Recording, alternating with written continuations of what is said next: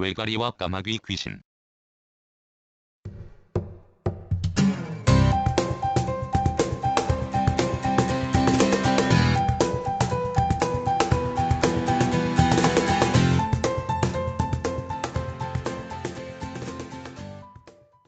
잔가지를 무수히 거느린 앙상한 고목의 외가리가 앉았습니다. 한두 마리가 아닙니다. 정신없이 날갯짓을 하는 게 아름답기 그지없습니다. 옆에도 고목이 있습니다. 거기에는 까마귀가 수없이 달라붙어 역시 날갯짓하기 바쁩니다. 저렇듯 백설 같은 외가리와 먹물 같은 까마귀가 다투지 않고 나란히 사는 걸 보기가 쉽지 않습니다. 오죽하면 속담에 까마귀 노는 곳에 백로야 가지 마라 했겠습니까? 이 말은 서로 다른 게 어울리기 쉽잖다는 뜻입니다. 온통 하얀 외가리와 온통 까만 까마귀는 서로 다른 색깔을 지닌 바람에 사람들로부터 오해를 받는 날짐승입니다. 그런데 지금 내 눈에는 두 날짐승이 사이좋게 지내는 기이한 현상이 보입니다. 분명히 그러합니다. 외가리가 희다는 걸 내세워 까마귀를 무시하지 않고 까마귀가 검다는 걸 내세워 외가리를 부러워하지 않는 진풍경입니다. 검은 것과 하얀 것이 가장 잘 어울리는 것에는 무엇보다 피아노가 있습니다. 피아노는 까만 건반만 있어서는 존재하지 못합니다.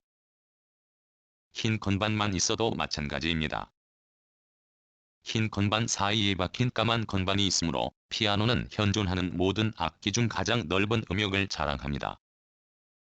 이때 인간이 만든 기계장치 신시사이저는 제외입니다. 한때 백인종은 그들이 희다는 것만으로 까만 피부를 가진 사람을, 누런 피부를 가진 사람을 학대하였습니다. 까마귀의 배를 갈라보지 않아 속살도 먹물 같은지 나는 모릅니다. 외가리의 배도 갈라보지 않아 속살이 하얀지 나는 모릅니다. 하나 두 날짐승의 배를 바로 가르면 그보다는 시뻘건 피가 흥건한 빨간 살이라고 추측합니다. 세상 어디에서도 외가리와 까마귀가 떼져 나란히 사는 걸 보기란 드문 일입니다. 나는 그걸 보고 있습니다. 보면서 서서히 다가갑니다. 자세히 보려고 연 유리 틈으로 된 바람이 징징대는 소리가 몹시 사납습니다. 봄에 자리를 내주기 싫어하는 겨울이 바람을 앞세워 심수를 부리는 날입니다. 가까이 접근해도 흰 외가리와 검은 까마귀는 날아갈 생각을 하지 않습니다.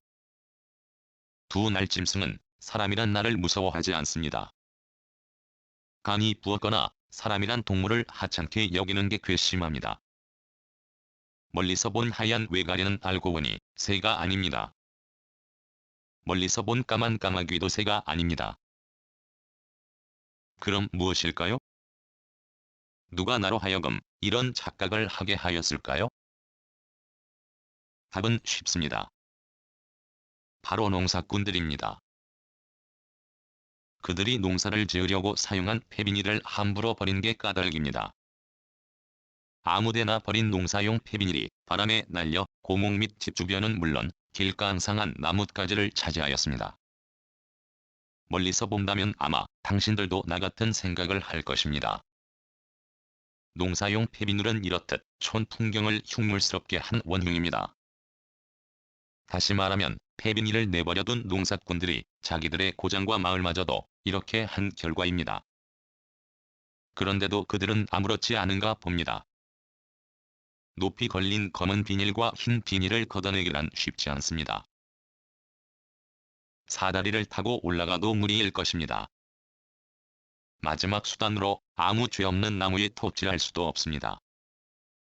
농부들은 농사를 잘 지어 소득을 증대하는 게 무엇보다 중요할 것입니다. 그러려고 잡초를 죽인다는 명분과 풀을 뽑지 않아도 된다는 구실 등을 내세워 비닐을 영롱에 활용합니다. 거기까지는 좋습니다. 수확한 후부터 문제입니다. 마을마다 농사용 폐비닐을 한 곳에 모으는 곳이 있습니다. 더러 이런 시설이 없는 마을도 있기도 합니다. 사용한 폐비닐은 반드시 분리하여 모아야 할 것입니다. 모은 것도 바람에 날리지 않게 단속하는 것도 빠뜨리지 말아야 합니다. 이런 걸 잘 지키면 전국 어디를 막론하고 검은 비닐이 까만 까마귀 노릇하고 흰 비닐이 하얀 외가리 흉내 내며 귀신 놀이하지는 않을 것입니다. 실제 시골의 풍경을 망치는 것 중 가장 으뜸이 농사용 폐비닐이라 나는 생각합니다. 농부들이여, 당신들은 어떻게 생각합니까? 감나무에는 감이 열려야 합니다. 사과나무에는 사과가 열려야 합니다. 그럼 두 나무를 두고 생각해 봅시다. 예전에는 감 하나도 함부로 취급하지 않았습니다. 우리 마을에는 늙은 감나무가 많습니다. 이제는 높이 달린 구과실을 따는 사람도 없습니다. 늙은 감나무가 키운 결실은 그렇게 땅에 떨어져 썩어갑니다. 사과나무와 자두나무는 그렇지 않습니다. 대신 늙은 감나무는 원치 않은 진드기 같은 까맣고 하얀 비닐을 달고 삽니다. 사과나무와 자두나무는 그렇지 않습니다. 농부들이 유실수에 달라붙은 비닐은 다 걷어내니까요. 이는 단지 농부들의 문제만이 아니라고 생각합니다. 농민들을 지도 계몽해야 하는 곳에서도 이 문제를 심각하게 여겨 시골을 더 아름답게 지키려는 의지에 동참하도록 해야 할 것입니다. 이런 일만으로도 우리의 농촌, 우리의 시골, 우리의 자연은 더욱 맑고 아름다워질 것입니다. 2014년 2월 21일